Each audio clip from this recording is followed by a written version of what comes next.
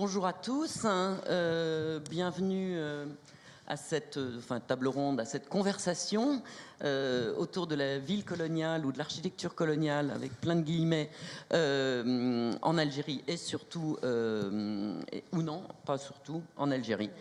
Ce que je vais commencer, c'est par vous présenter nos intervenants et ensuite, bon voilà, on commencera avec une série de questions auxquelles ils répondront comme ils voudront, et puis, enfin dans l'ordre dans lequel ils voudront, et puis ensuite évidemment il y aura un temps d'échange avec la salle. Donc je vous présente nos intervenants, en commençant à ma gauche par Nabila Chérif, qui est architecte de formation, architecte des sites et monuments historiques, voilà, qui est un titre particulier en Algérie. Elle est docteure en histoire de l'art de l'université Paris 4, je crois, et avec un travail sur l'architecture de l'époque ottomane en Algérie.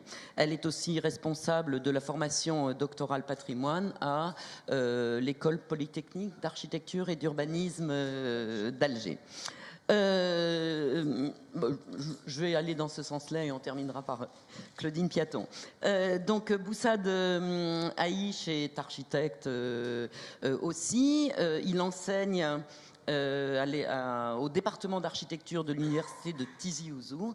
Il est responsable de la filière de formation dans ce département et lui a fait une thèse à Bordeaux sur l'architecture à Alger dans les années 30. Ensuite, Sami Boufassa, il est architecte et philosophe. Il avait fait un doctorat en philosophie sur la prospective urbaine, mais je crois qu'il ne travaille plus là-dessus. Et surtout, il est ici du fait qu'il enseigne au département d'architecture de l'université de Béjaïa, où notamment il enseigne un cours sur l'histoire de l'architecture en Algérie au 19e et au 20e siècle. Et enfin, notre dernière intervenante, c'est Claudine Piaton, architecte et urbaniste de l'État spécialisée dans le patrimoine. Claudine travaille depuis un certain nombre d'années, pas exclusivement, mais quand même beaucoup, sur l'architecture des 19e et 20e autour de la Méditerranée. Elle a travaillé sur Héliopolis, sur la ville nouvelle d'Héliopolis en Égypte. Elle s'est aussi pas mal intéressée et pas mal publiée sur les villes du canal de Suez en Égypte. Et elle a entrepris un gros travail sur Alger, dont vous voyez un des résultats à l'écran, travail qu'elle mène dans le cadre d'un projet européen de coopération avec des collègues italiens, espagnols et aussi algériens sur les archives européennes d'architecture algérienne. Donc peut-être pour commencer cette conversation, la question que je leur poserai volontiers, sachant que parler d'architecture coloniale, c'est pas quelque chose de ville coloniale, c'est pas quelque chose qui est complètement évident.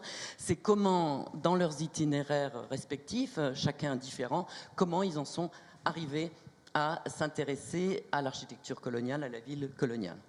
Voilà. Merci beaucoup, Mercedes. Voilà. Donc, alors, moi, comment je suis venue à l'architecture coloniale, sachant que j'ai une formation Paris 4 ottomaniste, donc dans un premier temps, un parcours essentiellement axé sur la période ottomane, donc 16e, 19e siècle, les régences ottomanes, et en particulier celle d'Alger, donc par le biais de son architecture, puisque je suis architecte de formation. Et puis, alors, dans mes missions pédagogiques à l'école d'architecture d'Alger, j'ai construit un cours sur l'architecture du 19e siècle, donc les premières décennies de l'architecture française, mais qui était en lien avec l'architecture ottomane, puisque tout le monde sait que la ville française s'est installée sur la ville ottomane. Donc, ça m'intéressait de voir comment est-ce que toute la structure de la ville française s'est installée sur la structure de la ville ottomane.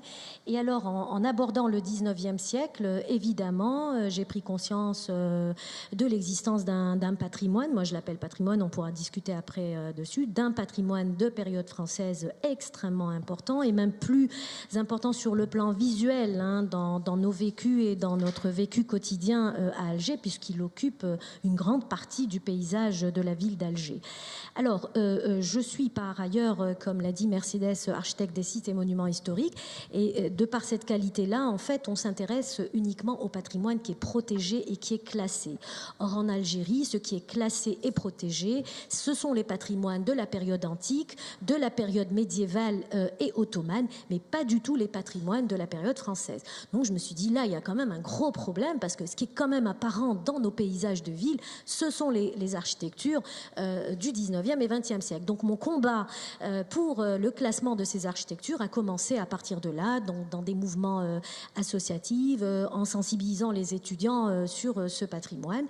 Et donc, j'œuvre dans des groupes qui tentent de faire infléchir les politiques pour admettre et accepter l'idée que toutes les architectures du 19e et 20e siècle sont à considérer au même plan, en tout cas patrimonial, que les architectures des autres périodes. Et je me suis donc impliquée dans la réhabilitation, donc sur le terrain pour le coup, de l'architecture de cette période pour le compte de la wilaya d'Alger, c'est-à-dire l'équivalent de la ville d'Alger ou mairie de Paris, si vous voulez, mairie d'Alger, donc qui a lancé, je vous en parlerai tout à l'heure, un grand nombre de projets de réhabilitation de l'architecture française, la réhabiliter seulement parce qu'elle tombe de vétusté, mais pour moi, mon arrière-pensée, c'est non seulement participer à la remettre en forme, mais aussi de faire accepter l'idée par un travail pédagogique souterrain et même apparent, qu'il y a là un patrimoine qu'il faut absolument mettre en valeur, chérir, au même titre que les patrimoines des autres périodes. Donc voilà comment je suis arrivée à m'intéresser à la ville du 19e et du 20e siècle. Boussad, tu veux enchaîner ? Oui, très bien. Merci Mercedes. Pour ma part, je suis aussi architecte de formation, comme l'a dit Mercedes tout à l'heure. Mon intérêt pour la question des architectures coloniales, entre guillemets, on reviendra sur cette question plus tard, je pense. C'était aussi dans le cadre d'un travail qui a été fait pour une thèse qui s'est arrêtée, qui s'est développé sur l'architecture d'une période précise à Alger, c'est-à-dire c'est la période des années 30 où on va voir un peu l'influence de l'art déco, des architectures locales sur la production architecturale durant la période coloniale. Donc mon intérêt pour cette architecture, évidemment, c'est développé avec le temps, puisque aujourd'hui j'enseigne aussi la question, la matière architecture et urbanisme des 19e et 20e siècles au département d'architecture de Tizi Ouzou. Et sur cette question en particulier, on aborde maintenant une nouvelle vision, je dirais une vision plus contemporaine de ce patrimoine, sur cet aspect, comme le disait Nabila. Donc je pense qu'on reviendra aussi sur la question du patrimoine. S'agit-il d'un patrimoine, d'un héritage, ou alors préciser peut-être la notion qu'il va falloir développer autour de cette question. Donc sur cette question des productions architecturales et urbaines des 19e et 20e siècles, évidemment, il est clair que, pas uniquement à Alger, mais dans de nombreuses villes algériennes, il y a une présence très importante de cet héritage. Et aujourd'hui, la question se pose, que doit-on en faire ? Une partie de cet héritage commence à souffrir un peu de problèmes de vétusté, de dégradation, etc. Donc il y a clairement une nécessité de mettre en place soit une politique, soit des actions pour le maintenir encore en place, et surtout pour le sauvegarder. Et les questions qui se posent aussi bien au niveau des autorités qu'au niveau de la société civile, c'est quels sont les moyens à mettre en œuvre et que doit-on faire pour justement donner à ce patrimoine la place qui lui revient. Bon, il est clair que du point de vue institutionnel, en termes de protection, les accents sont assez timides, bien qu'on ait commencé à classer quand même quelques édifices appartenant à cette période, mais beaucoup de choses restent à faire. Donc je crois qu'on reviendra plus en détail sur ces questions par la suite, et je donne la parole donc à Samy. Bonjour. Donc moi, mon histoire avec le 19e et le 20e siècle, c'est lié à ma formation d'architecte qui s'est déroulée à Constantine entre 85 et 90, où je suis resté frustré parce qu'on ne m'a pas donné un aperçu sur cet héritage architectural et urbain. À l'époque, on étudiait les boulevards haussmanniens de Paris, mais on n'étudie pas l'architecture en Algérie. Donc, dès que j'ai eu l'occasion, dans mon département à Bdjeya, j'ai saisi l'occasion Et je me suis lancé dans la recherche et dans la préparation de ce cours, sachant que pour ma thèse de doctorat, j'ai fait le grand écart, j'ai travaillé sur la prospective urbaine en Occident. Donc c'est par simple curiosité. Retour aux sources quand même. En quelque sorte, oui. Voilà. Claudine. Oui, alors moi effectivement, je viens d'une formation donc urbaniste de l'État, donc architecte spécialiste dans le patrimoine et le patrimoine français. Et donc je commençais à m'intéresser en fait à la rive sud de la Méditerranée à travers effectivement une expérience en Égypte, qui était une expérience de protection d'ensemble urbain. Et puis ensuite donc à Héliopolis, dans un quartier du Caire. Et puis ensuite, donc, je me suis plus intéressée aux villes du canal de Suez. Et effectivement, là, la démarche a un peu changé, puisque je me suis plus intéressée à l'histoire de ces villes, en fait, et avec, surtout en essayant de travailler à la fois sur le terrain et à la fois dans des archives. Donc c'est en croisant archives et terrain que j'ai essayé de développer, enfin en tous les cas, d'avoir une nouvelle vision de cette architecture. Et donc en plus, c'est en continuant le parcours, j'allais dire le long du littoral méditerranéen, que bon, à l'occasion de projets internationaux, donc j'ai fait la connaissance de Boussad, et c'est comme ça, de fil en aiguille, que je suis arrivée à m'intéresser au patrimoine d'Alger. Et essentiellement aussi dans une perspective de documentation historique, c'est-à-dire en croisant le terrain et les recherches archivistiques. Et je pense qu'on reviendra sur la question des archives et des sources pour documenter cette architecture un petit peu plus tard. Oui, absolument. Je crois que c'est très important de parler de ces histoires de sources, parce que c'est aussi, d'une certaine manière, en renouvelant les sources de cette connaissance, qu'on se rend compte que finalement, il y a peut-être à déplacer un peu le curseur dans la manière dont on considère cette architecture, puisque souvent, je dirais, de manière générale, on a fait beaucoup, et c'est d'ailleurs la difficulté de ce patrimoine-là, l'équation coloniale, domination coloniale, architecture équivalente de cette domination coloniale. On se rend compte que c'est plus compliqué que ça, que les acteurs sont plus divers, qu'ils sont... il y a aussi des acteurs privés, il y a aussi des acteurs non français, et que ça fait partie aussi de cette architecture qu'on nomme coloniale, entre guillemets. Donc ça sera ma deuxième, évidemment, question. On sait qu'architecture coloniale, pour nous, c'est une désignation, enfin, pour nous, Français, c'est une désignation qu'on emploie faute de mieux, et voilà, parce qu'elle est commode et on n'y réfléchit pas plus que ça. Et Samy l'a bien dit, et ça, c'est vraiment important de le noter. Une des raisons, une des difficultés de la connaissance de cette architecture-là, c'est qu'elle a été, dans le canon de l'histoire de l'architecture, absente, c'est-à-dire que le mouvement moderne, à part le plan obus, et à part quelques grands gestes architecturaux, l'espace colonial était absent de l'histoire de l'architecture moderne, donc on n'avait même pas les outils et même pas la possibilité de l'étudier d'une certaine manière, parce que c'était rien, en gros.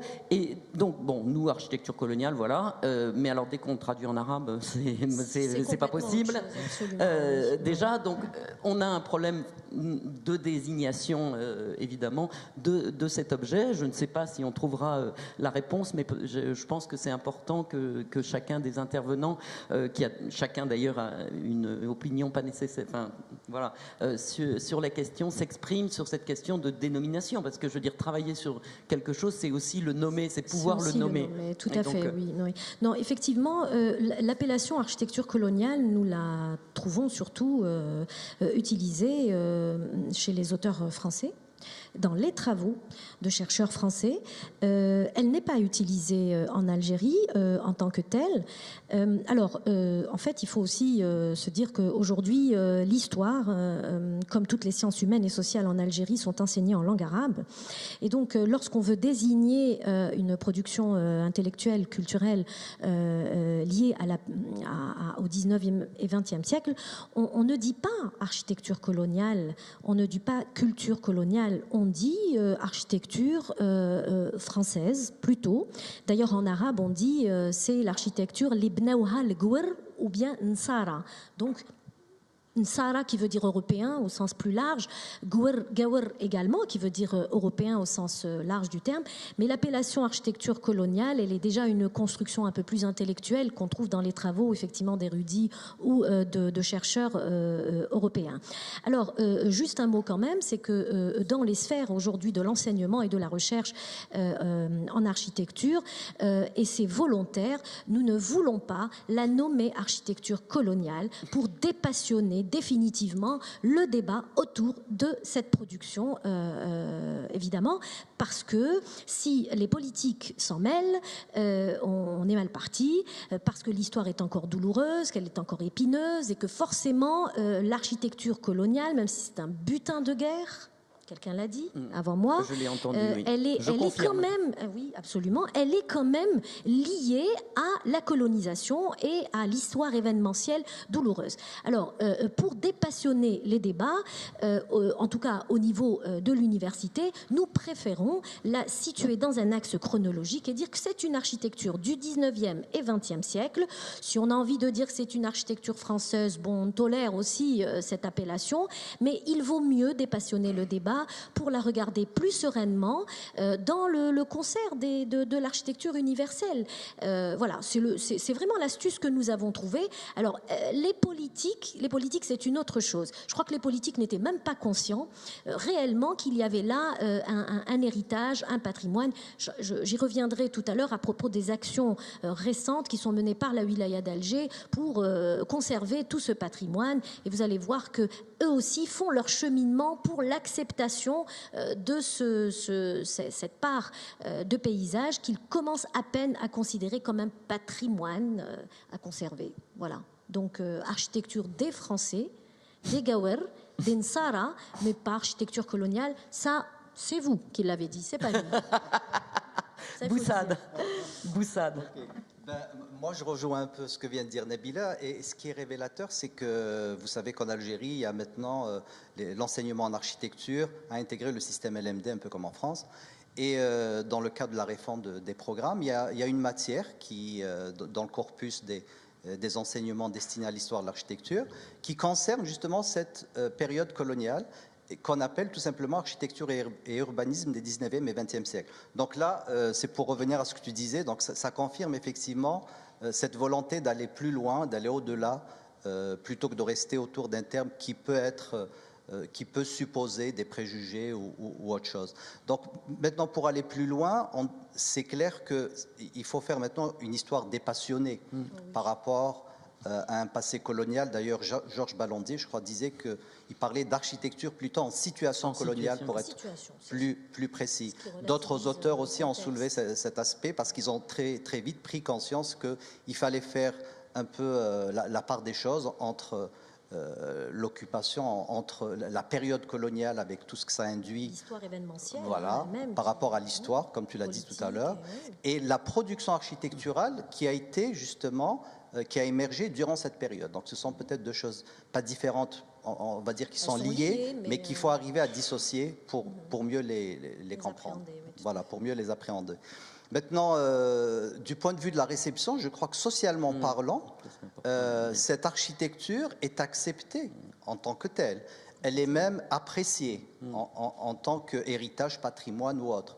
Donc aujourd'hui, si peut-être au niveau des instances politiques, il y a une certaine, on va dire, tiédeur, une certaine distance par rapport à l'affirmation de ce patrimoine comme étant un patrimoine, je crois que socialement parlant, il est admis que cette architecture fait partie aujourd'hui de nos paysages urbains à travers tout le territoire national.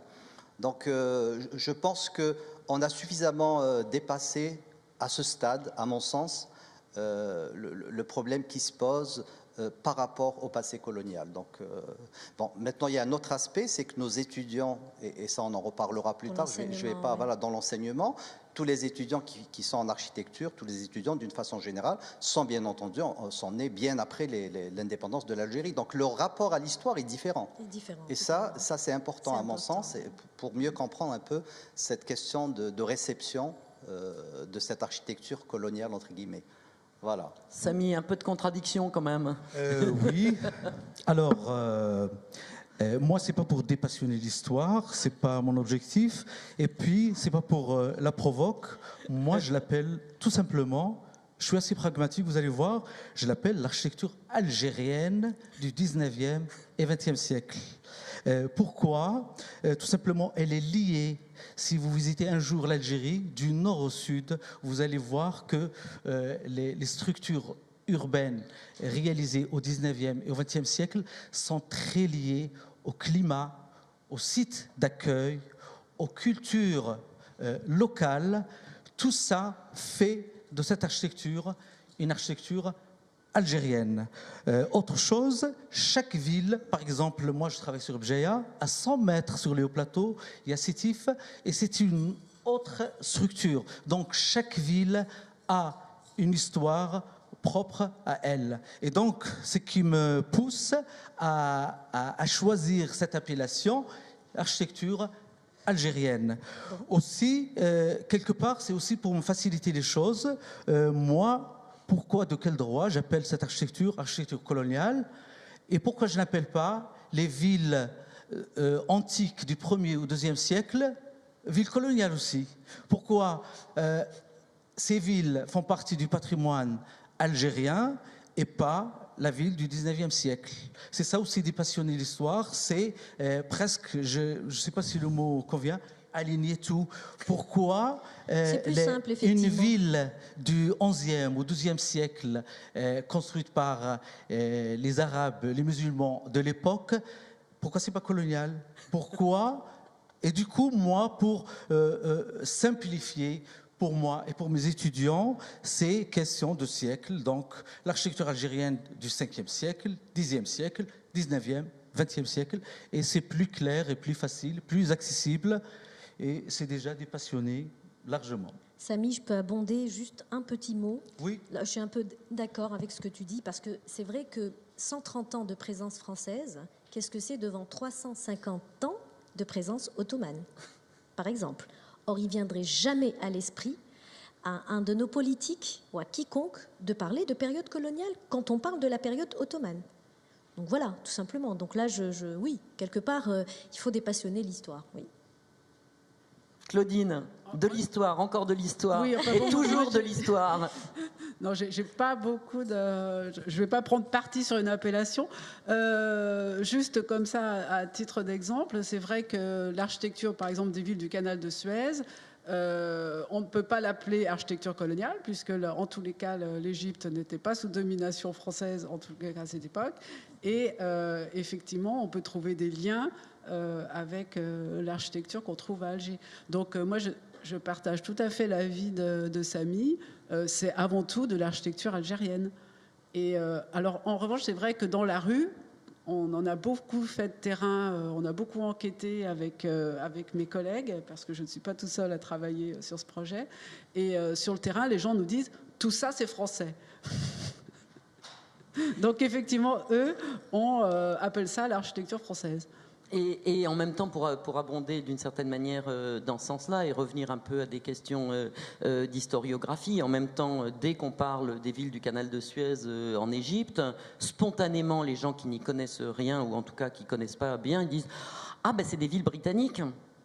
Et alors britannique, pourquoi? Ah ben parce qu'il y avait une occupation britannique du pays. Ben certes, hein, il y avait une occupation britannique du pays, mais en l'occurrence là, c'était une concession française et dont l'essentiel de la, enfin voilà, je veux dire où l'essentiel des cadres était français et l'essentiel des ouvriers était égyptien, et les Anglais n'avaient rien à faire dans l'histoire. C'est pas parce que ils occupaient militairement le pays que c'est eux qui ont construit cette ville-là. Donc je pense qu'on a aussi des espèces de schèmes comme ça interprétatifs, où on a des espèces d'équations faciles. Voilà, on réfléchit pas plus que ça, on se dit voilà, on fait notre petite cartographie structuraliste là, et on se dit bah voilà, c'est occupation britannique, donc c'est une ville britannique. Bah non, c'est plus compliqué que ça, et je crois que c'est aussi ça que nous apprend l'histoire, c'est que finalement ce qu'on croit être français, ce qu'on croit être britannique se révèle tout à fait autre chose. En Égypte, ce qui est très frappant, c'est évidemment le rôle des communautés, en particulier par exemple les Maltais, etc. Les Britanniques en fait étaient des Maltais, ou voilà les Ottomans en fait étaient grecs, les sujets locaux étaient en fait grecs, et je pense qu'en Algérie, on trouve aussi un petit peu... D'ailleurs, en Algérie, on peut dire aussi que les Français étaient espagnols, ou étaient italiens, ou étaient maltais aussi. Ce sont des Européens, de manière générale, qui sont arrivés par la colonisation, et donc c'est vrai que le mot Gawer, d'ailleurs, veut dire plutôt européen, dans le sens... l'enseignement. Donc peut-être pour continuer la conversation, c'était la question effectivement, donc comme vous l'avez un petit peu abordé déjà, comment on enseigne cette architecture et comment on l'étudie. Alors là, c'est pas simple parce que pour le coup, l'histoire fait que les archives sont dispersées ou qu'elles sont partagées, enfin partagées, qu'elles devraient être partageables et qu'elles ne le sont pas nécessairement. Donc est-ce que vous voulez parler un peu de ça, à la fois de l'enseignement. De l'enseignement, oui, de l'enseignement. En fait, aussi paradoxalement que cela puisse paraître, l'enseignement de l'architecture du 19e et 20e siècle en Algérie est un fait assez récent. Nous présents, tous les trois, je pense, dans nos cursus, début des années 80, en tout cas dans la décennie des années 80, il n'y a jamais eu dans les écoles, les départements d'architecture, d'enseignement de l'architecture 19e et 20e siècle algérienne. Alors, cela s'explique, entre autres, ça n'est pas du tout du fait des idéologies politiques ou des injonctions d'un pouvoir ou d'une tutelle qui demande à ce qu'on n'enseigne pas telle ou telle période. C'est l'histoire même des programmes et l'histoire même de la formation dans les écoles d'architecture qui, au départ, ce module-là, cette matière-là, a été confiée à des coopérants italiens, en l'occurrence. C'est la faute des Italiens. Donc, ils ont enseigné l'histoire de l'architecture et on les a laissés libres de confectionner les programmes qu'ils voulaient et naturellement, ils allaient vers les choses qui les intéressaient. D'abord l'architecture antique. Donc voilà, on a reçu quand même une dose d'enseignement sur Rome et toutes les colonies romaines en Algérie. Donc on connaît relativement bien notre patrimoine romain. Deuxième centre d'intérêt pour ces enseignants italiens, l'architecture vernaculaire, la Casbah, les Rsours du Sud et ainsi de suite. Mais les Italiens, ça ne leur est pas venu à l'idée d'enseigner l'architecture française 19e, 20e siècle, en tout cas de la période du 19e et du 20e siècle. Donc, voilà, donc ça peut s'expliquer par cela. Alors, donc nous n'avons pas eu d'enseignement de l'architecture 19e, 20e siècle en Algérie, si ce n'est, en tout cas dans le cours d'histoire d'architecture, l'histoire d'architecture est appréhendée dans une chronologie mondiale et globale. Alors on va de la Mésopotamie jusqu'au temps moderne, mais c'est les temps modernes européens. Donc on oublie que l'Algérie existait, ou en tout cas le Maghreb ou la rive sud de la Méditerranée existait au 19e et 20e siècle. Donc ça ne s'est pas fait. Alors, la réforme du LMD, et peut-être juste un petit peu avant, on a commencé à s'intéresser à la notion de patrimoine et cheminer dans l'esprit des gens l'idée que la période française, l'architecture française pouvait être aussi considérée comme un patrimoine.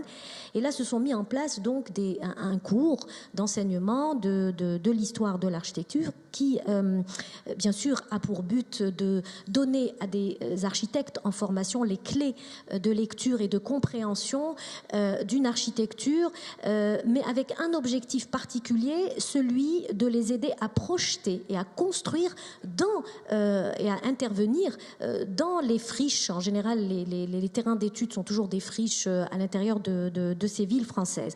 Donc l'objectif n'était pas là aussi encore, au début de la construction de ces cours, d'enseigner l'histoire de ces architectures, mais plutôt déceler les enseignements que ces architectures-là et ces villes du 19e et 20e siècle pouvaient, les enseignements qui pouvaient être, appréhendés pour le projet d'architecture ou pour le projet de planification urbaine. En fait, les productions architecturales et urbaines du 19e et 20e siècle étaient prises comme modèle qui consistait à dire le savoir-faire, la ville est dans l'architecture française et dans la ville française. Alors c'est relatif comme jugement, parce que nous avons depuis l'indépendance produit des villes hideuses. Nous n'avons pas produit de villes en réalité, nous avons produit du logement, de l'habitat, donc on a saupoudré le territoire de nos banlieues avec des bâtiments où les gens habitent, mais nous n'avons plus construit la ville, c'est-à-dire le rapport de l'architecture à l'urbain, la création de l'espace l'espace urbain qui est un lieu où la société peut s'exprimer, où elle vit, ça on n'a pas su le faire. Donc si vous voulez, les étudiants d'architecture se sont approprier la ville française et l'architecture française parce qu'elle leur donnait les outils pour intervenir, pour construire, pour projeter. Donc elle est prise réellement comme modèle d'enseignement. Voilà.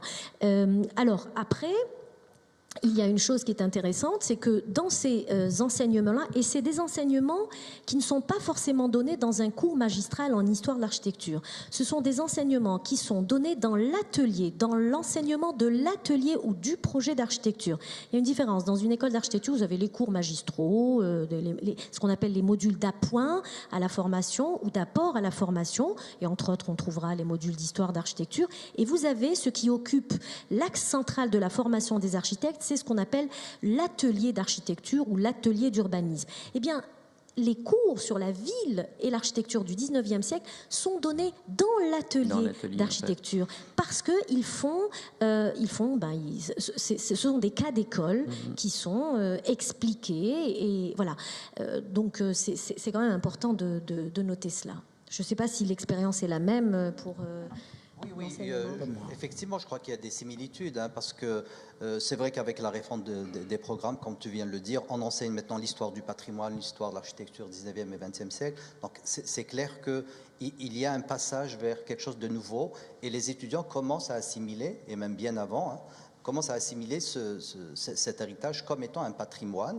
Et les travaux qui sont en train de se faire, notamment pour la préparation des diplômes de fin d'année, pour le mémoire master, beaucoup se focalisent sur soit les tissus urbains, donc relativement récents, 19e, 20e, soit sur des projets de friches industrielles, par exemple, soit sur des projets de friches ou d'immeubles anciens à réhabiliter. Donc il y a un souci particulier qui se développe par rapport à cette architecture, et on a envie d'apporter quelque chose de nouveau et de démontrer surtout qu'en plus du fait d'être là, cet héritage est aussi un patrimoine.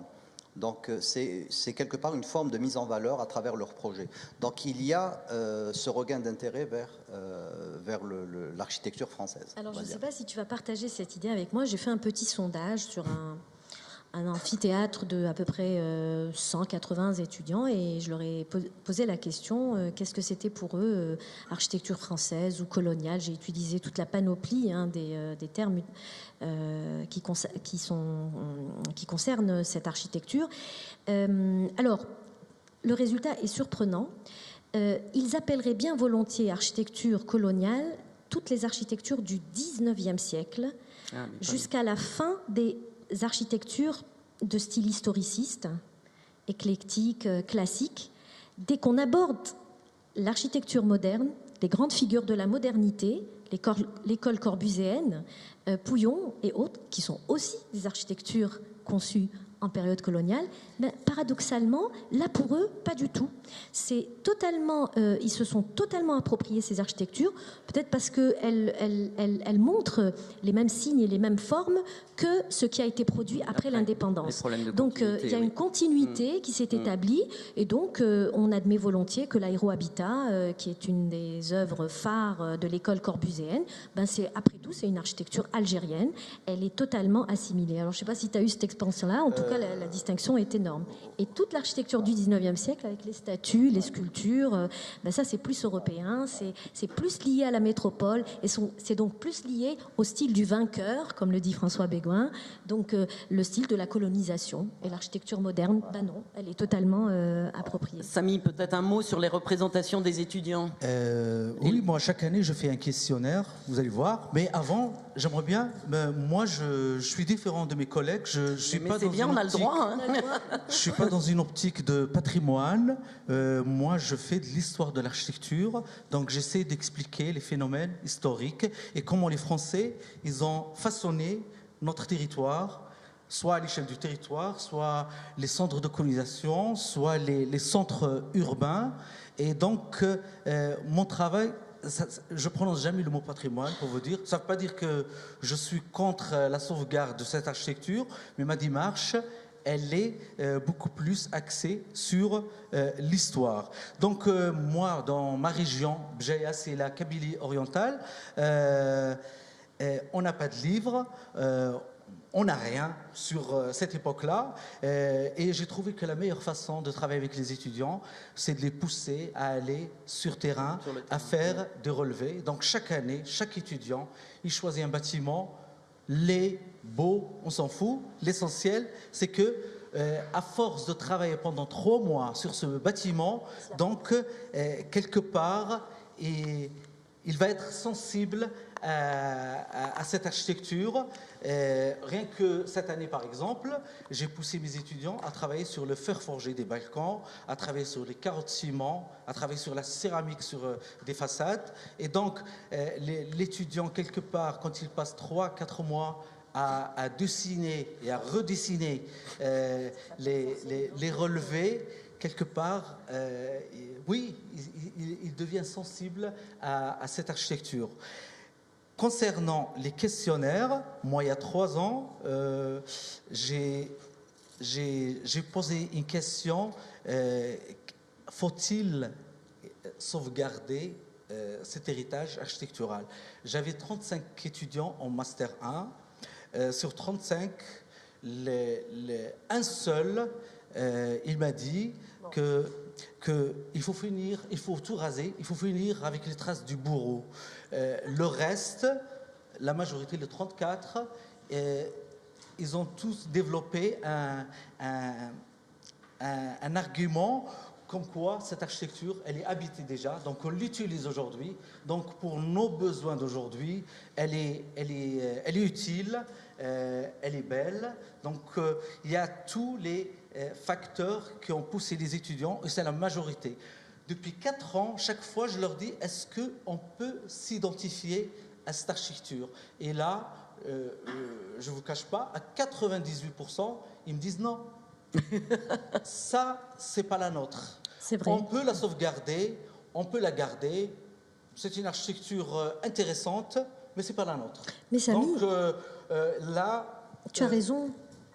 Samy, il y avait aussi, pardon Nabila, je vous coupe parce qu'il y avait aussi cette anecdote concernant les centres de torture, c'est-à-dire que la représentation commune, c'était que l'architecture coloniale, c'est des centres de torture, mais à Béjaïa, il ne peut pas y avoir eu 240 centres de torture quand même. Mais parce que mes étudiants, quand ils partent dans les villages, dans les anciens centres de colonisation, quand ils travaillent par exemple sur des équipements, des écoles et tout, des fois on a aucun document. Donc une fois qu'ils terminent le relevé, je leur demande de faire une description et un historique du bâtiment. Et des fois, pour faire l'historique, ils font des entretiens avec les habitants. Et des fois, je ne sais pas si c'est vrai ou non, je ne sais pas, mais en tout cas, chaque fois qu'il y a une école, ça c'est à travailler dans l'histoire, chaque fois qu'il y a une école, ils me disent c'était un centre de torture. Non mais c'est intéressant. Oui, donc je ne sais pas, voilà. D'ailleurs, je voulais rajouter quelque chose par rapport à ça. C'est-à-dire, tout dépend après, lorsque le bâtiment est classé, et parfois c'est le cas, du critère de classement. Il y a du patrimoine 19e, surtout 20e siècle, qui est classé parce que la maison des 22, parce que c'était le lieu où se regroupaient les toujours résistants lié à algériens. l'histoire coloniale, voilà, toujours lié à l'histoire, contemporaine, soit de la guerre, cas, oui. soit de la colonisation ou autre. Donc il y a des critères de classement, donc où là il faudrait faire un peu la part des choses, où on ne classe pas parce que c'est du XXe siècle. C'est le mémorial. Mais c'est le mémorial qui compte, comme le classement de certains pénitenciers, etc. Mais ce qui est intéressant, c'est par exemple avec le classement relativement récent de la Grande Poste des galeries algériennes, qui est donc dans un style purement néo-mauresque. Mais ça, c'est le néo-mauresque. Donc voilà. ça, on peut peut-être s'identifier au néo-mauresque. Voilà. Donc là, il y a peut-être un double langage, bien que le néo-mauresque avait quand même une idéologie purement coloniale. Purement coloniale. Voilà. Mais on l'accepte probablement plus facilement au niveau institutionnel comme étant du patrimoine, alors que c'est aussi du patrimoine colonial. Voilà. Et Claudine. Oui, moi, je voulais rajouter quelque chose par rapport à ce que disait Nabila sur l'acceptation du patrimoine des années 50 par rapport au patrimoine du 19e. Alors, effectivement, nous, quand on a commencé à travailler, donc à faire nos enquêtes, et à faire aussi beaucoup de bibliographie, on s'est rendu compte qu'il y avait énormément d'études sur justement le patrimoine des années 50, toutes les expériences des grands ensembles, etc. D'ailleurs, on dit que les grands ensembles sont issus des expériences, enfin les grands ensembles en France sont issus des expériences faites en Algérie. Le laboratoire colonial, enfin, voilà. C'est la métaphore du laboratoire. Et en revanche, on n'a pratiquement aucune étude sur le 19e siècle. Donc le 19e siècle n'a pas intéressé non plus les historiens de l'architecture, mais je pense que c'est aussi lié parce que le 19e, en général, n'intéresse pas les historiens de l'architecture, qui préfèrent l'architecture art déco ou l'architecture moderne. Donc, effectivement, alors c'est peut-être aussi pour ça que les étudiants sont aussi moins intéressés par l'architecture du 19e, parce qu'ils n'ont pas toutes ces références bibliographiques à leur disposition. Toute cette glorification du mouvement moderne aussi. Voilà. Donc, tout à fait. Oui. Donc effectivement, là, le travail sur Alger, nous, au contraire, on a décidé de s'intéresser particulièrement à cette architecture du 19e siècle, qui est effectivement très intéressante, parce qu'elle est finalement très différente de celle qu'on produit à la même époque en métropole, avec beaucoup de variations, des choses qui justement n'ont pas été étudiées. Naples, le modèle napolitain. Par exemple, avec des influences effectivement espagnoles ou italiennes qui sont très intéressantes. Samy veut dire quelque chose. Alors, moi je crois, l'explication, elle existe aussi en France, c'est les styles à façade, ça veut dire l'art nouveau, le néoclassique et tout.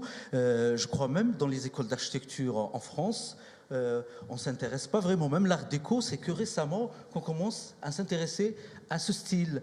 Et je crois qu'on a focalisé dans les départements d'architecture sur le mouvement moderne parce qu'il a chamboulé l'espace, il a décortiqué un peu tous l'îlot traditionnel et tout. Et donc, c'est cette originalité qui a été mise en valeur. Et les styles, que j'appelle moi, oui, les styles, le maquillage là, de la façade, on ne s'est jamais intéressé parce que ils n'étaient pas révolutionnaires.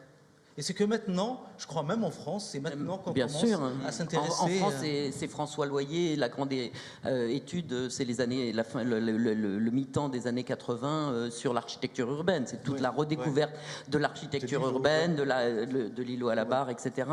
L'architecture insérée dans la ville et plus comme une espèce d'objet posé là. Oui, bien sûr, c'est aussi extraordinairement... Donc, paradoxalement, c'est dans le 19e siècle, en tout cas pour les enseignants qui enseignent le projet d'architecture urbaine, parce qu'on ne fait pas un objet dans l'absolu, c'est pas paradoxalement dans le 19e siècle quand même qu'on a les meilleurs exemples de l'adéquation architecture et ville.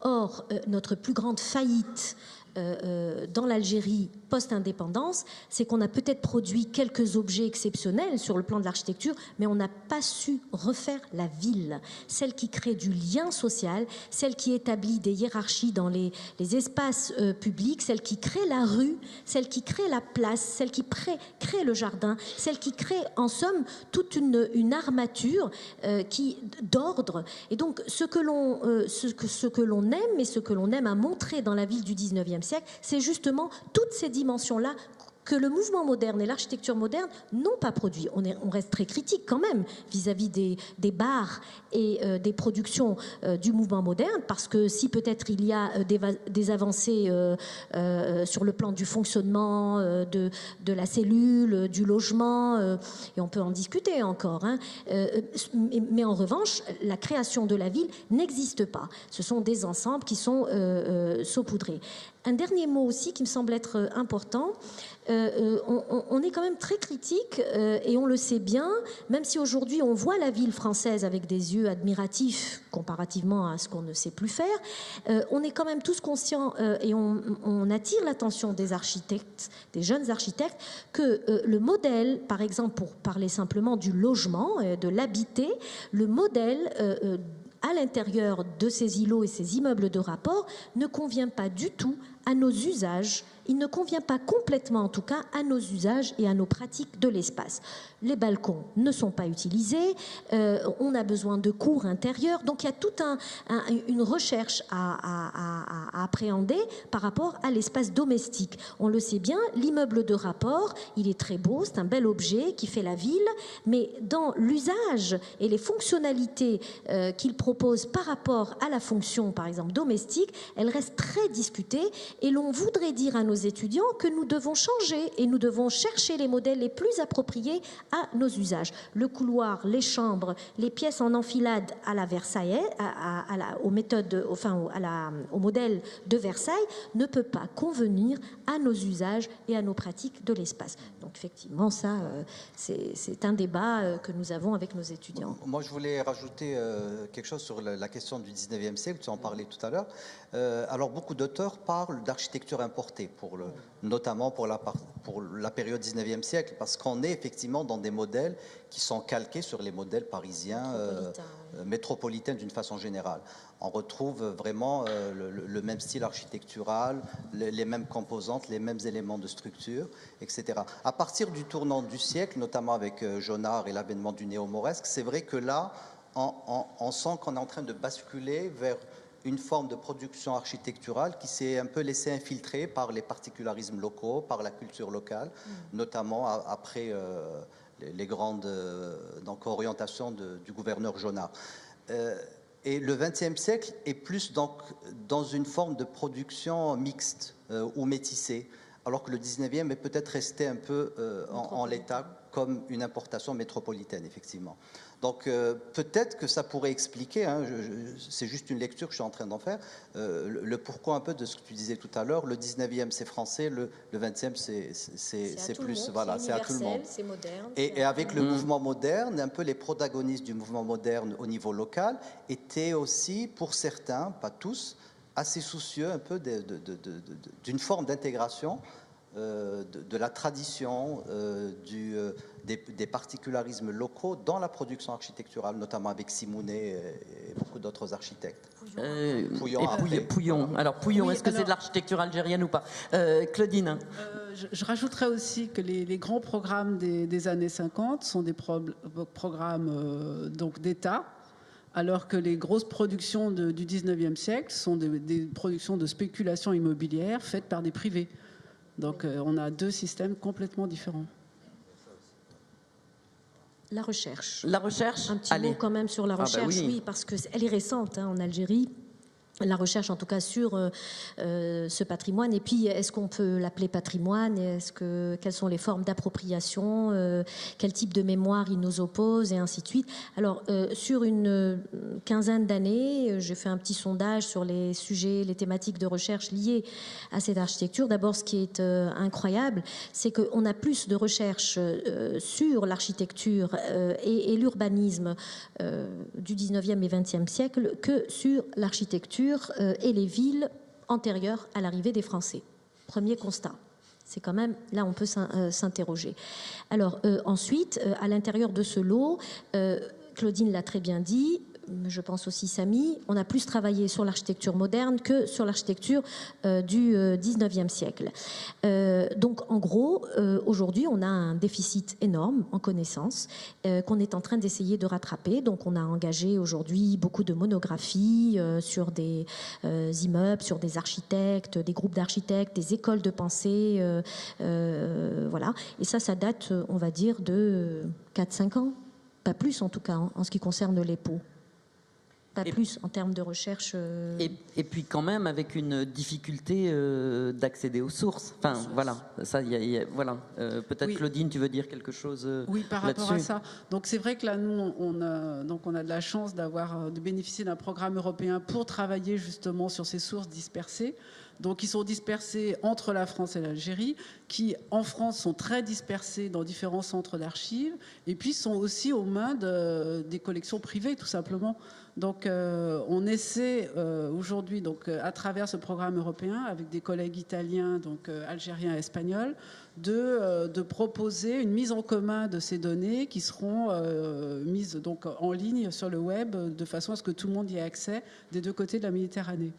Et je voulais aussi dire que de plus en plus, la Bibliothèque nationale de France met en ligne des documents très intéressants pour documenter l'architecture en Algérie, notamment pour Alger, le bulletin municipal de la ville d'Alger, qui est une source extraordinaire pour documenter l'architecture. Récemment, ils ont commencé à mettre en chantier aussi en ligne une revue qui s'appelle Chantier Nord-Africain, qui va aussi ouvrir de nouvelles perspectives.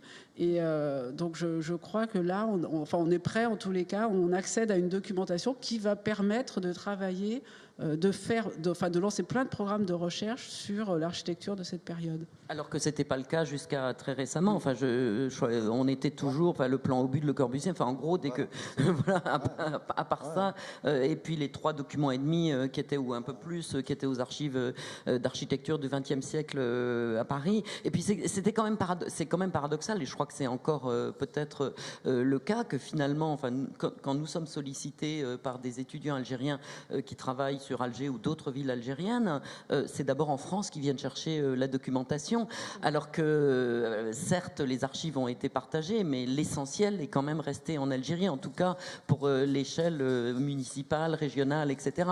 Donc voilà, peut-être que là il y aurait quelque chose sur lequel il faudrait pouvoir au fur et à mesure agir, parce que pour les étudiants c'est quand même important d'avoir des documents sur lesquels travailler, pas seulement le terrain, même si le terrain c'est très important, mais croiser terrain et documents c'est vraiment très important. Bon, moi je voulais juste rajouter un petit truc sur le croisement des archives qui est très important, parce que il y a des archives des deux côtés. On a commencé à prendre conscience de cette question, notamment avec le lancement du projet Patrimoine partagé, qu'on a eu le plaisir de partager. Donc il y a quand même maintenant une dizaine d'années en arrière, et ça a permis pardon 15 maintenant, et ça a permis de mettre en place ou alors ça a permis de prendre connaissance en fait de l'ampleur du projet, et là c'est très positif, parce qu'on a pu identifier côté algérien les centres qui étaient susceptibles d'avoir des archives, les lieux, les bibliothèques et centres de recherche, etc., qui pouvaient renseigner et documenter l'architecture 19e, 20e. Donc ça, c'était déjà un premier jalon, je pense. Donc c'est bien de faire un petit retour sur les projets antérieurs. Samy. Oui, moi je ne sais pas si avec mes étudiants on fait de la recherche ou non. Mais en tout cas, je trouve aussi le travail sur terrain, il est important. Des fois, les archives ne disent pas tout. Et donc, moi, je trouve des fois aussi pousser les étudiants à faire des relevés, à faire des analyses iconographiques, à prendre des photos et tout. Je trouve que c'est très important aussi pour la recherche. Et je crois qu'on ne peut pas travailler à distance sur l'Algérie si on ne fait pas du terrain. Je crois que je maintiens mon avis là-dessus. Je crois que tout le monde est d'accord. Alors maintenant, effectivement, ça c'est un très beau débat entre universitaires. Le problème, c'est qu'on a des autorités, on a un patrimoine qui doit être réhabilité, qui doit être reconnu, on a des politiques que nous avons en face de nous qui ne comprennent pas toujours ce que nous faisons à l'intérieur de nos universités, notamment cette question d'accès aux archives municipales. Je pense que vous accéderiez facilement à la NASA, mais pas aux archives municipales à Alger. Donc c'est très très très compliqué. Donc il nous faut aussi faire beaucoup de pédagogie auprès des autorités politiques, en tout cas de ceux qui gèrent la ville, les villes, pour essayer justement de décloisonner cela. Et à ce sujet, je voudrais vous dire une chose, c'est que les frontières d'hostilité, elles commencent un petit peu à bouger. Et c'est tant mieux. On a commencé depuis une dizaine d'années maintenant à essayer de sensibiliser les autorités sur la particularité, la nécessité de la ville française, de l'architecture française, la nécessité d'ouvrir les archives pour que les chercheurs puissent produire une connaissance scientifique, ainsi de suite. Alors, ils n'étaient pas sensibles. Et puis en 2003, tremblement de terre. Beaucoup d'immeubles sont presque, enfin très très durement touchée, et donc une population dans les grandes villes qui rouspète et qui dit oui, on nous a jamais arrangé nos immeubles et ainsi de suite. Donc voilà, les autorités algériennes prennent conscience qu'il y a un patrimoine. Non, pour l'instant ils prennent pas conscience qu'il y a un patrimoine, ils prennent conscience qu'il y a surtout un danger qui risque de les déstabiliser, parce qu'il y a des mouvements sociaux très importants. Et donc une immense opération du CTC, ce qu'on appelle CTC, c'est le centre technique, qui se déplace dans tous les immeubles et qui produit un classement par degré, justement, de vulnérabilité, de conservation. Et à ce moment-là, tout ce qui est classé en rouge doit absolument être détruit. Alors, ça déjà, ça nous a vraiment inquiétés, parce que c'est des classements qui sont faits par des ingénieurs. Il y a une grande bagarre entre ingénieurs et architectes, parce que l'ingénieur, lui faut du solide. Nous, on dit que même si c'est pas solide, ben, on veut bien arranger, conserver, entretenir, consolider, et ainsi de suite.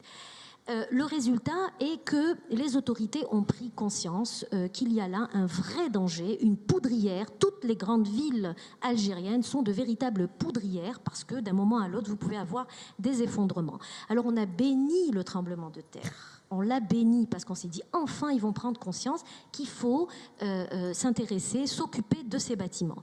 Alors on a saisi cette brèche dans nos écoles, en tout cas pour l'école d'architecture, pour proposer à la wilaya d'Alger donc de les aider à mettre en place des cahiers de charges pour les interventions sur ces bâtiments, pour la question de la réhabilitation.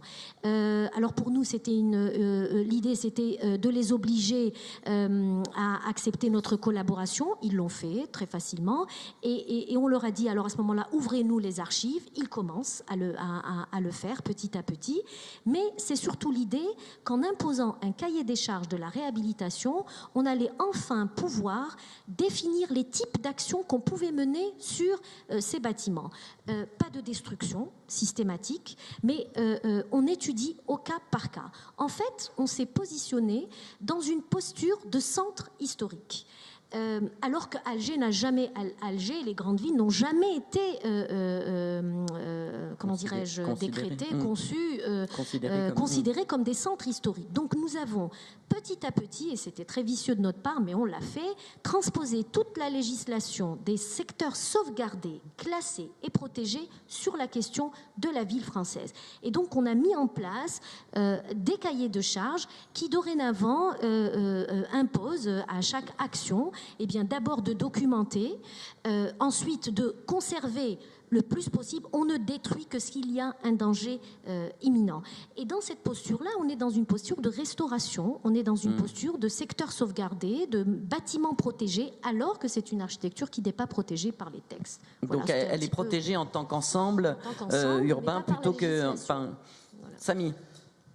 Alors, moi j'aimerais bien, tout à l'heure, Claudine elle a dit que quand elle était à Alger, les gens lui disent oh, c'est l'architecture française ou je sais pas quoi. C'est là, c'est de l'architecture française ou je sais pas. Ouais. Moi je voulais, parler à nos invités que dans ma région, les habitants, ils font des sittings pour sauvegarder cette architecture. Dans ma région, les enfants des martyrs, ils signent des pétitions pour sauvegarder cette architecture. Ça veut dire qu'ils considèrent qu'ils ne est la leur et qu'il faut c'est la leur, mais ils n'identifient pas. Mais en même temps, c'est un phénomène, c'est une trace de l'histoire. C'est ça qui est essentiel. Donc, par exemple, dans un village à Saddouk, dans les montagnes kabyles, un monsieur dont le père il est très connu dans la résistance algérienne, il a fait signer une pétition pour la sauvegarde de la gendarmerie. Ça veut dire un lieu de... C'est un centre de torture. Oui, sûrement. Non, mais c'est pour vous dire qu'aussi, la population, elle est... c'est les autorités, ou peut-être nous,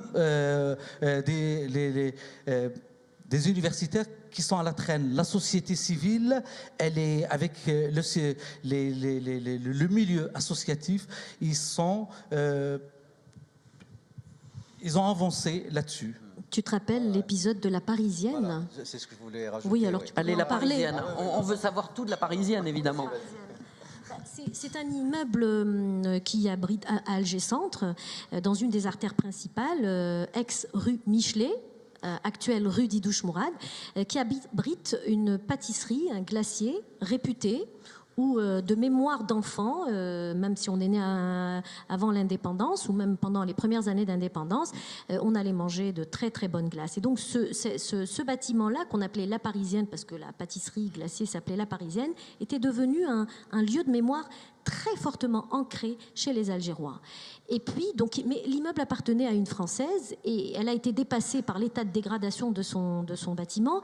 Et il y a un promoteur, parce qu'il y a une grande spéculation foncière sur les grands centres de villes algériennes. Un promoteur, Vautour, est venu lui dire, madame, si vous ne pouvez pas la consolider ou la réparer, mais moi je vous l'achète. Et tout ça, s'était fait un peu dans le secret. Et voilà qu'un jour, ce monsieur arrive avec un marteau-piqueur et il démolit l'immeuble de La Parisienne. Tollé général à Alger et dans les autres villes également, des signatures, des pétitions. Et c'est là qu'on a pris conscience, en fait, que la mémoire affective, en fait, c'est très important. La mémoire des lieux, la mémoire contribue à décréter un patrimoine. Alors, et qu'est-ce qui s'est passé avec La Parisienne, alors, finalement ? Ce qui s'est passé, malheureusement, le bâtiment était rasé. Alors, il est tombé, l'immeuble est tombé, et puis bon, on a vu tout de suite mais ça s'est fait avec une rapidité, une immense pancarte où on nous montrait un très bel immeuble moderne, qui va s'appeler d'ailleurs l'Alhambra. Ah pourquoi. oui, bien sûr. Oui, Oui, mais ça fait 5 ans que c'est en chantier, ça. Il se passe rien. Alors, il se passe Ils vont mettre absolument un rien môle. parce qu'on a jeté un môle, mauvais c'est quand sort. même très On a jeté algérien. un mauvais sort justement sur ce terrain. Mais en tout cas, ce qui est important de dire, c'est que quand même, je crois que cet épisode-là a été déclencheur d'un certain nombre on a chatouillé les consciences, on a chatouillé, voilà. Alors les architectes après se sont emparés de cette situation. Et d'ailleurs, premier réflexe, c'était d'aller voir la ministre de la Culture et de lui dire, mais Madame la ministre, faites quelque chose, c'est un patrimoine. Et Madame la ministre de répondre, mais ce n'est pas un bâtiment protégé, ça n'est pas un bâtiment classé. Et c'est comme ça d'ailleurs qu'on a pris conscience qu'en fait, tout spéculateur vorace pouvait détruire un immeuble, et Dieu sait qu'ils sont en très mauvais état, pour venir installer je ne sais quelle architecture dubaïsée. Parce que ça aussi, c'est une chose... Moi, je voulais effectivement rajouter quelque chose, c'est que c'est peut-être un moment déclenchant et ça a changé un peu les comportements et le regard par rapport à ce patrimoine, parce que plus récemment, Samy pourra peut-être le confirmer, le tribunal de Béjaïa qui était désaffecté, qui est tombé en ruine. Voilà, donc il a failli être démoli. Alors, qu'est-ce qui s'est passé ? Il est toujours en place. Non, il est en restauration. Il est en restauration, mais je veux dire, on l'a quand même sauvé, il n'a pas été démoli. Les abattoirs d'Alger, il y a eu une longue polémique autour de ça. Le bâtiment a été classé puis déclassé, mais il y a eu une prise de conscience par rapport au maintien de cette structure comme étant quelque chose qui fait partie de la mémoire collective. Donc, je pense que la société civile est consciente et elle fait attention à sauvegarder cet héritage. Donc, je pense qu'il y a des choses qui sont enclenchées. Samy, sur le modèle béjaïen. À Béjaïa, on sauve. Hein. La population civile, grâce au système associatif. Oui, on fait des forcings des fois, et ça marche. Alors, oui, mais d'ailleurs, pour parler du système associatif, je sais que là, on est surtout avec des Algérois, mais à Oran, c'est vrai que ce qui se fait sur Oran est très, très impressionnant. On a vu un petit film il y a pas longtemps, je veux dire, les Journées du patrimoine à Oran, ça devient une promenade nationale où tout le monde va monter à je ne sais quelle citadelle et puis ensuite redescend. Enfin voilà, donc on voit bien qu'il y a des formes de sensibilisation qui touchent un très large public. Hein. Et plus loin encore, on va dans des débats un peu plus de spécialistes, puisqu'il y a aussi une autre situation qui a déclenché des questions et des débats très intéressants, c'est la reconversion des Galeries de France, donc œuvre d'un architecte qui a signé beaucoup de bâtiments, architecte français Henri Petit, reconversion en musée d'art moderne d'Alger. Donc maintenant, Alger a un grand musée d'art moderne. Et alors l'architecte a eu la bonne idée de peindre les boiseries, parce que c'était un bâtiment néo-mauresque, des boiseries qui étaient couleur bois, évidemment. Il les a peintes en blanc parce qu'il s'est dit, si c'est un musée d'art moderne, si les toiles et les œuvres contemporaines doivent avoir un effet, ces boiseries-là sont trop présentes. Donc, il les a peintes en blanc. Alors, évidemment, là aussi, autre débat sur la question de l'authenticité, l'intégrité, qui sont à propos d'un bâtiment français, mais ces deux notions-là sont en réalité des notions associées aux théories de la restauration. Donc vous voyez comment petit à petit le glissement sur ces bâtiments qui ne sont même pas classés, à peine reconnue, mais dont on reconnaît la valeur esthétique, comment petit à petit des débats, qui sont des débats de restauration de monuments, sont mis en place. Et c'est tant mieux, parce que justement, maintenant, dans ce fameux cahier de charges qu'on a mis en place, on a mis en place des précautions qui ressemblent à celles qu'on pourrait prendre dans une architecture classée. Est-ce que tu veux dire quelque chose, Claudine, sur ça, sur voilà, sur les politiques patrimoniales, non Non, c'était juste par rapport à Oran et l'association donc Bel Horizon. C'est vrai que moi j'ai découvert Oran il y a 2 mois, donc c'est tout récent. Mais effectivement, en tous les cas, à Oran, il y a eu plus de destruction dans le centre-ville qu'à Alger. Et je me posais la question, je me disais, est-ce que justement l'association Bel Horizon n'est pas née du fait qu'il y avait plus de ces démolitions, alors qu'effectivement à Alger, à part la Parisienne, tout est conservé. Et c'est ce qui est assez fabuleux à Alger. Vous avez pu le voir là, à travers des images, c'est que les ensembles urbains sont fantastiques, en plus avec un relief extraordinaire. Donc c'est effectivement... Et quasi intégral, quasi conservé dans leur intégralité. Avec une homogénéité exceptionnelle. Oui. Quoi. C'est vraiment des ensembles urbains exceptionnels. Voilà. Il n'y a pas d'autre mot. Peut-être qu'on peut laisser la Absolument. parole. S'il y a des questions dans la salle.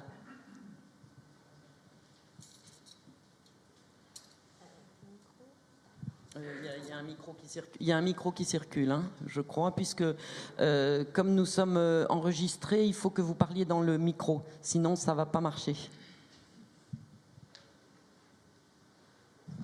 Bonjour. Je voudrais savoir les facteurs démographiques, chez vous, ça n'existe plus. Alors, après l'indépendance d'Algérie, il y avait un exode rural immense. Est-ce que la politique de l'architecture, parce que vous savez, tous les zones ruraux sont vidées pour y aller se regrouper dans les grandes villes. Est-ce que les grands ensembles qui ont été construits, ce que la dame l'a dit, est-ce que ça ne correspond pas après la Deuxième Guerre mondiale où la France, pour répondre aux besoins de la population, ont construit justement les grands ensembles? Oui, mais non, ils sont. Enfin, non, j'entends bien, mais si par exemple on parle des ensembles Pouillon, ils sont plébiscités par la population. Ça, je connais Pouillon, je ne parle pas de ça. Je parle parce que je connais par exemple la nouvelle ville à Constantine. C'est vrai, c'est les Chinois qui l'ont construite d'une façon incroyable, rapide, mais ça répond à des besoins de la population qui sont la natalité est tellement forte et déjà qui sont regroupés dans des trucs pour répondre à un besoin.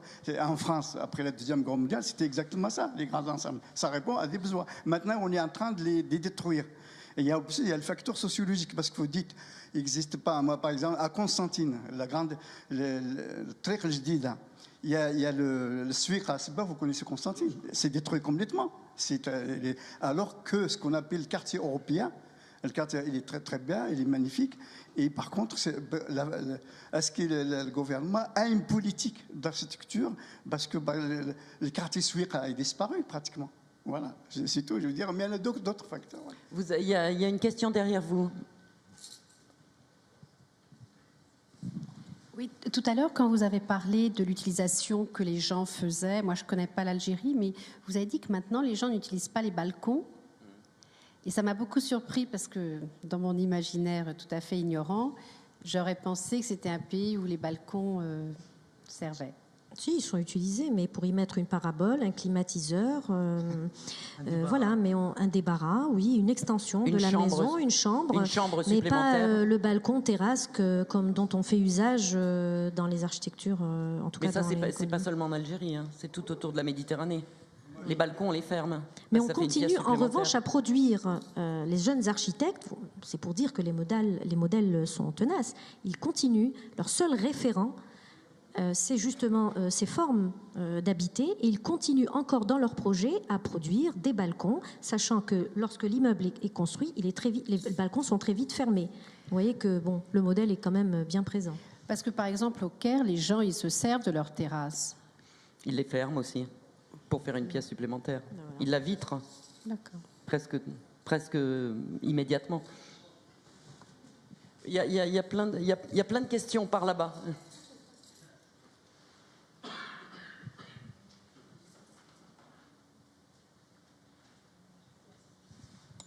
Bonjour.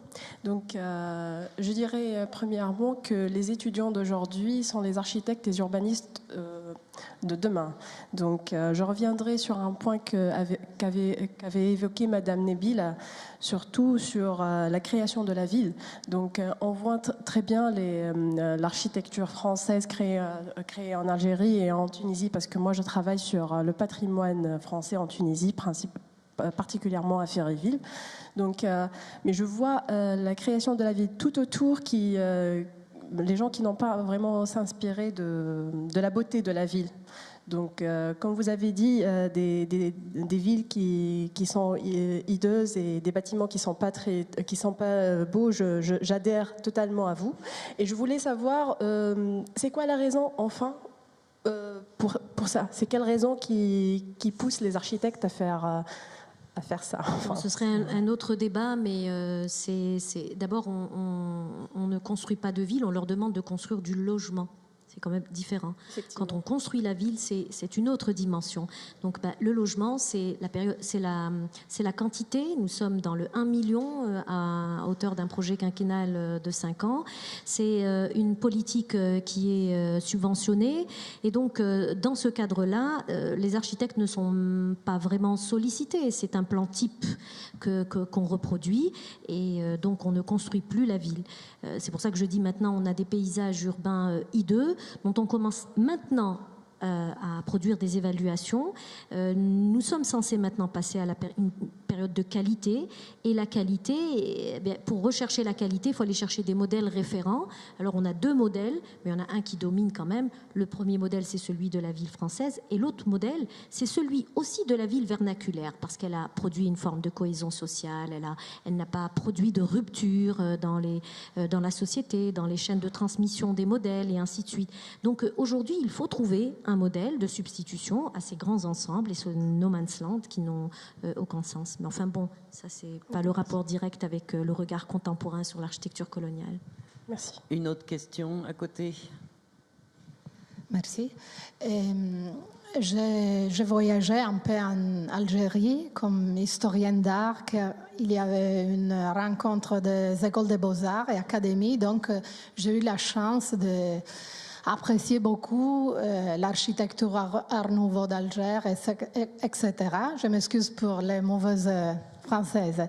Mais j'ai eu aussi la chance de visiter l'architecture entière du pays, dans l'intérieur du pays. Donc ma question est si vous avez aussi projet de recherche sur l'architecture entière qui est vraiment intéressant dans les 2 aspects, comme patrimoine, mais aussi pour étudier le développement durable en termes, je dirais, de bioarchitecture. Car pour moi, c'est vraiment un patrimoine incroyable du Maghreb entier. Merci.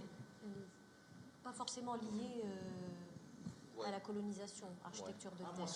Oui, allez. Alors là, c'est incroyable. Par exemple, quand on visite les villes du Sud, le génie militaire français, il a adapté les techniques locales à l'architecture, et on peut trouver des exemples incroyables à Togour, Tawirgla, même à Biskra. Il a fait des bâtiments presque du néoclassique. Quand on creuse, c'est de la terre.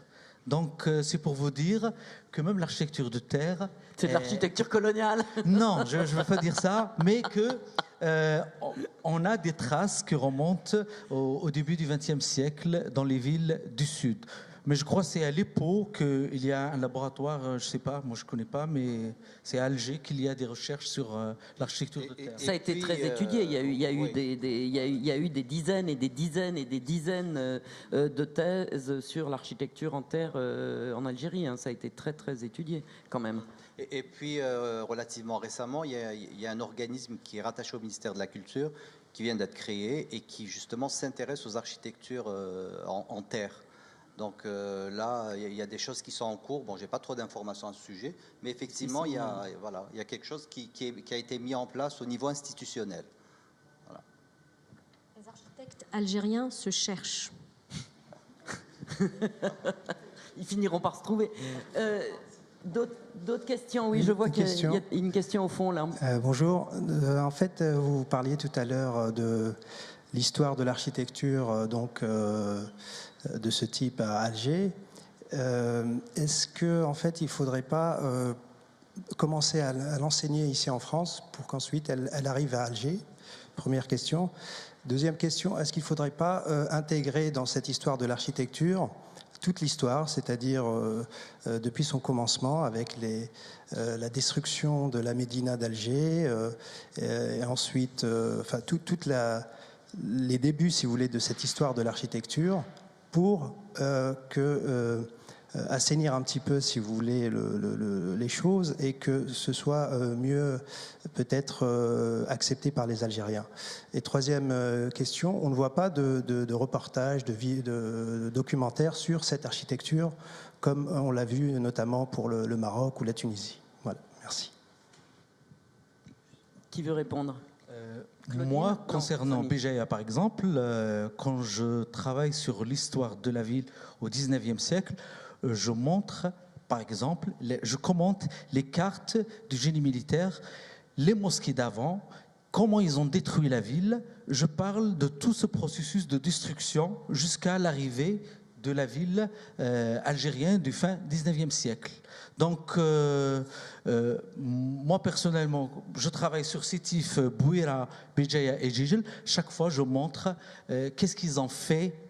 Comme j'ai dit tout à l'heure, j'explique les phénomènes historiques liés à l'urbanisme. Donc, on parle des destructions pour expliquer ce qui est arrivé ultérieurement. Claudine, peut-être sur les destructions, parce que je sais que c'est quelque chose que tu as étudié, et peut-être c'est plus compliqué, c'est pas que de la destruction, c'est de la réappropriation en fait. Hein. Enfin, la destruction de la Casbah, c'est encore un sujet compliqué. Oui, mais enfin, de toute façon, étudier l'architecture du 19e à Alger, c'est forcément étudier la destruction de la Casbah, puisque jusqu'en 1880, l'essentiel des constructions donc dites françaises se font dans la Casbah.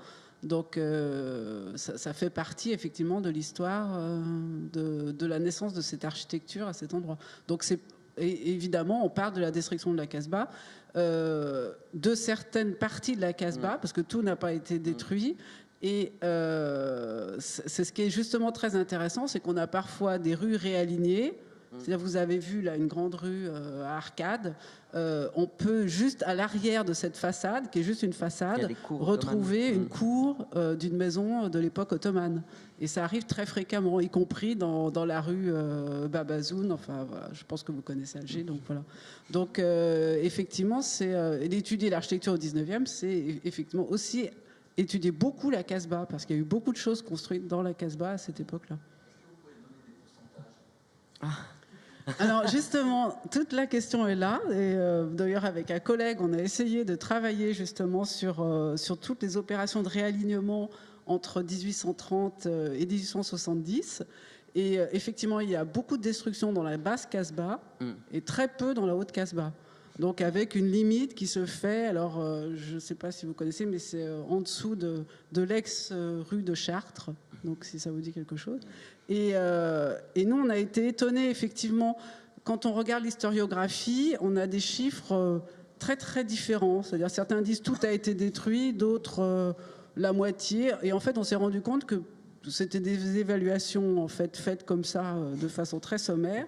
Et quand on regarde parcelle par parcelle, en tous les cas le long des rues réalignées, on se rend compte qu'effectivement, il y a beaucoup de choses conservées, beaucoup plus que ce qu'on ne pense. Que ce qu'on imagine. Et effectivement, c'est surtout souvent des opérations de façade. C'est-à-dire qu'effectivement, à un certain moment, on a voulu imposer le règlement haussmannien, c'est-à-dire destruction très profonde pour pouvoir recomposer les îlots. Et c'est quelque chose qui n'a pas fonctionné. C'est-à-dire que les habitants eux-mêmes ont protesté, enfin les propriétaires ont protesté, et ont finalement réalisé leurs opérations eux-mêmes en conservant beaucoup de choses des premières constructions. Donc un immeuble haussmannien, ça peut être une demeure ottomane en fait, une fois qu'on a passé la façade, l'entrée. Samy. Et ce n'est pas le cas à Béjaïa. Moi, depuis 4 ans, j'essaie de faire des relevés sur la ville. Jusqu'à maintenant, je n'ai rien trouvé. Ça veut dire que la ville a été occupée en 1833 et comment on dit, la guerre d'occupation. Ça a duré un mois. Résultat, la ville, fin septembre 1833, elle était en ruine. Après la destruction de la ville, ça a pris une durée jusqu'à 1860. C'est pour vous dire qu'actuellement, Béjaïa, il n'y a que le centre colonial.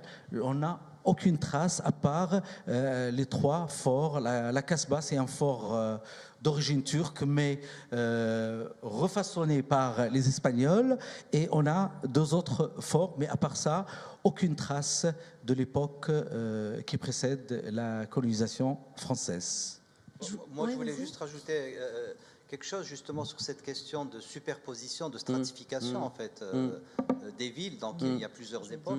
Et les destructions dans de nombreuses villes algériennes juste au lendemain de la colonisation, notamment Alger, elles révèlent aussi aujourd'hui un regard plus critique, nous permet de reconstituer l'histoire urbaine de la ville, parce qu'on retrouve une fois la lecture faite des éléments de permanence qui sont hérités des périodes antérieures. Ce qu'a dit Claudine, notamment sur les percées qui ont été faites à l'intérieur de la vieille ville, ou qui refaçonnent un peu la façade à la façon haussmannienne, mais juste derrière ces façades, on retrouve effectivement des maisons style vieille ville, etc. Autre chose sur la question de l'histoire urbaine, ce qui est intéressant, c'est que on découvre aussi que tout n'a pas été systématiquement démoli, et il y a des bribes, soit de maisons, soit d'équipements, parfois de mosquées, qui restent dans un tissu qui est effectivement déstructuré aujourd'hui, notamment dans la partie basse de la Casbah, avec les mosquées, et le bastion 23, etc. Donc aujourd'hui, c'est clair que ce sont des objets qui sont totalement déconnectés de la logique de la ville, originelle je parle, mais qui aujourd'hui appartiennent à un ensemble urbain différent et qui fonctionne différemment. Donc voilà, ça permet d'avoir un peu un regard plus critique. Des objets hybrides aussi, voilà, d'une certaine manière. Je voudrais ajouter une chose, c'est que en fait, dans cette campagne de destruction des premières décennies de présence française à Alger, il faut reconnaître quand même que le génie militaire qui œuvrait et qui est à l'origine de toutes ces destructions a quand même documenté la ville qui a précédé son arrivée. On le dira jamais assez, l'exploration scientifique de l'Algérie, et a commencé donc par Alger, œuvre donc des armées d'expédition. Elle s'est accompagnée en fait d'érudits, d'architectes, de peintres, de ce que vous voulez, qui ont en fait documenté la ville qu'ils ont vue et qu'ils ont trouvée à ce moment-là. Donc dans les archives militaires de Vincennes, même quand vous avez un plan qui vous montre une rue qu'on allait élargir, il y a toujours les relevés de la ville préexistante. Donc quelque part, dans cette documentation-là, il y a matière effectivement d'archives et de sources pour une relecture possible. C'est ce qui nous permet aujourd'hui, en tout cas, d'avancer. Je ne vous parle même pas du passé antique des grandes villes, qui lui a été redécouvert à la faveur de ces destructions du génie militaire français. Ça ne veut pas dire qu'on est en train de faire l'apologie de ces destructions, pas du tout, mais du point de vue de l'histoire de l'architecture, il faut savoir tirer de ces archives ce qu'on peut tirer pour permettre des lectures très fiable. Madame, vous voulez réintervenir une autre question? Non, il y a d'autres questions? Allez-y. Bonjour. Tout à l'heure, vous avez parlé de la transposition des secteurs sauvegardés en Algérie pour la protection de certains endroits dans la ville algérienne. J'aimerais savoir s'il y a eu des outils juridiques algériens récents qui permettent une protection du patrimoine. De quel patrimoine parlez-vous? Français, 19e, 20e siècle? Oui, tout à fait, 19e non, et 20e. Absolument rien. Il n'y a aucun Algérien qui s'est Non, on a une législation qui concerne les sites antiques, médiévaux, ottomans, mais rien qui concerne l'architecture du 19e et 20e siècle. Et c'est sur cela que nous sommes en train de travailler. Donc parce qu'elle a ses spécificités. C'est par l'urbanisme, en fait, d'une certaine manière. Mais c'est un peu ce qui a été fait dans d'autres pays. À Beyrouth, c'est aussi par l'urbanisme qu'on a réintégré un certain nombre de choses dans la ville. Ça, c'est pas quelque chose qui est propre à Alger, quand même. Hein, mais il me semble, alors je ne sais pas, peut-être tu pourras me confirmer, il était question à un certain moment, au niveau institutionnel, d'élargir le secteur sauvegardé jusqu'à la limite du boulevard Khmisti, c'est-à-dire intégrer une bonne partie du centre colonial. Donc, je ne sais pas ce qu'il en est, ou alors c'était des idées en l'air. En fait, déjà, l'appellation de centre historique, elle est toute récente. Lorsqu'on parle de la ville française, on entend par ville française toute la ville qui s'est construite en juxtaposition à la vieille ville de la Casbah d'Alger, donc en dehors des remparts. Jusque-là, les autorités algériennes appelaient cela l'Alger-Centre, le vieux bâti. Tout simplement. Maintenant, il y a l'appellation de centre historique avec deux composantes, le secteur sauvegardé de la Casbah et la partie donc, de la ville française. D'ailleurs, dans le plus récent document d'urbanisme qui règle un peu toutes ces questions, le PDO, plan d'architecture et d'urbanisme, plan directeur d'architecture et d'urbanisme à horizon 2029, donc il est assez récent. Le centre d'Alger, en tout cas je parle de l'instrument qui est fabriqué pour Alger, le centre d'Alger est intégré dans une appellation de centre historique au même titre que la Casbah d'Alger. Et ça, pour nous, c'est une avancée de taille parce qu'on lui reconnaît enfin un statut de centre historique, à défaut de ne pas lui reconnaître le statut d'un secteur sauvegardé, ce qui serait une autre histoire. D'autres questions? Troisième rang. Oui, vous avez déjà parlé, donc on vous redonnera la parole juste après. Il y a une dame au premier rang, troisième rang.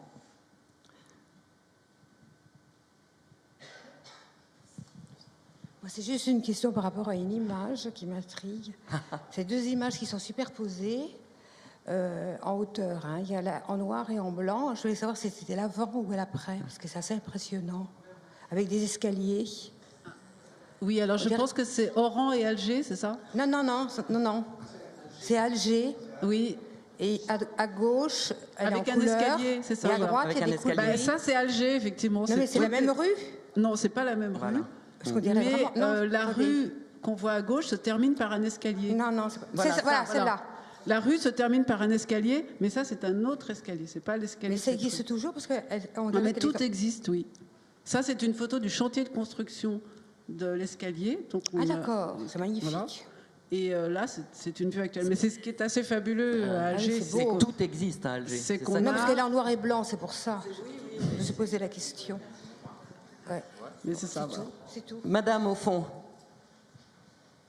Et puis peut-être que ça sera notre dernière... Oui, ça sera la dernière question. Donc je voulais savoir si toutes les villes qui ont été créées par les Français en Algérie, sur tout le territoire algérien, étaient juxtaposées à la Médina ou à une ville ancienne. Est-ce y avait-il une ville qui a été créée sans un terrain oui, les villages de colonisation. De proximité. Oui. Les villages de colonisation. Oui, voilà. Les villages de colonisation, notamment dans la Mitidja, étaient de pure création coloniale. C'est-à-dire, c'était souvent des plans importés où on retrouvait des architectures purement importées avec leur propre logique. Oui, je sais, mais dans tous les cas, ils juxtaposaient toujours des médinas où non, les villages des villas. Les villages de colonisation pouvaient être créés en plein nulle part et à distance d'un centre existant. D'accord. Et ils étaient tous créés par des génies militaires, c'est ça? Non, pas des architectes ou des urbanistes. Il n'y a pas que les villages de colonisation. On a créé des villes ex nihilo. Par exemple, le cas de Sétif, il y avait l'enceinte byzantine et les Français, ils sont installés juste à côté avec un urbanisme en damier, je peux dire à la romaine. Et il y a une ville à l'ouest très connue qu'on appelle Sidi Bel Abbès. C'est créé ex nihilo. Donc, les Français, quand ils trouvent une ville, Mascara par exemple, elle a été détruite comme Abidjaya. Mais il y a des villes, la majorité, ils se mettent à côté. Enfin, où ils laissent un tout petit peu aux Algériens et ils occupent la ville existante. Voilà. Et bien, sur ces fortes paroles, s'il n'y a plus de questions, eh bien, nous vous remercions d'avoir assisté à cette table ronde.